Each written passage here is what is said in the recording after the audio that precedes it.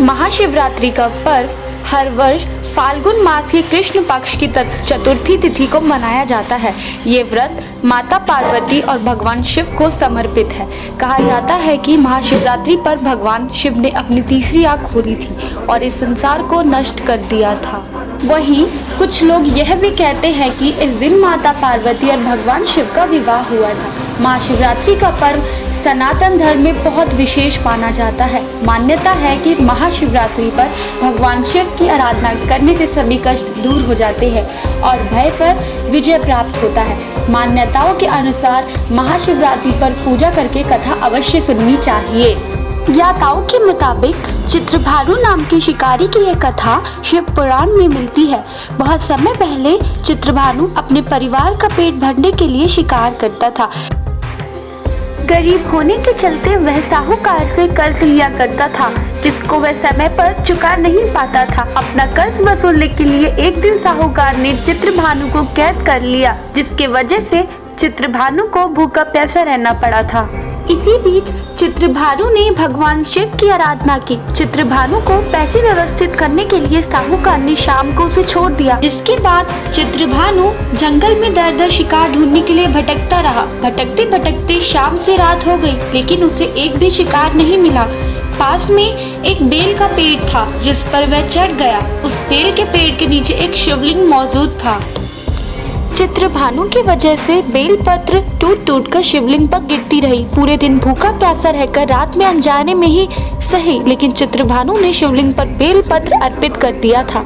रात के समय तालाब के पास एक गर्भवती हिरनी आई। चित्रभानु उस गर्भवती हिरनी को मारने ही वाला था कि तभी गर्भवती हिरनी ने उससे कहा कि वह जल्दी ही अपने बच्चे को जन्म देने वाली है। मैं अपने बच्चे को जन्म देकर आपके पास वापस आऊंगी, तब आप मेरा शिकार कर लीजिएगा। गर्भवती हिरनी की बात सुनकर चित्रभानु ने उसे जाने दिया। चित्रभानु शिकार की तलाश कर ही रहा था कि तभी वहां से एक दूसरी हिरनी आई।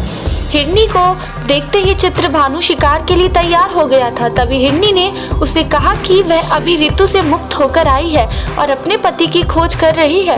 हिरनी ने उससे वादा किया कि वह अपने पति से मिलकर शिकार के पास वापस लौटेगी। चित्रभानु ने उसे जाने दिया। इस तरह आखिरी प्रहर भी बीत गया। चित्रभानु की वजह से वापस बेलपत्र शिवलिंग पर गिरे, जिसके वजह से दूसरी प्रहर की पूजा भी समाप्त हो गई। कुछ समय बाद वहां से तीसरी हिरनी अपने बच्चों के साथ आई। चित्रभानु फिर से हिरनी के शिकार के लिए तैयार हो गया। हिरनी ने कहा कि वह इन बच्चों को अपने पिता के पास छोड़कर वापस आएगी। हिरनी की बात सुनकर चित्रभानु ने उसे भी छोड़ दिया। इस तरह चित्रभानु ने पूरा दिन उपवास रखा और रात्रि जागरण किया।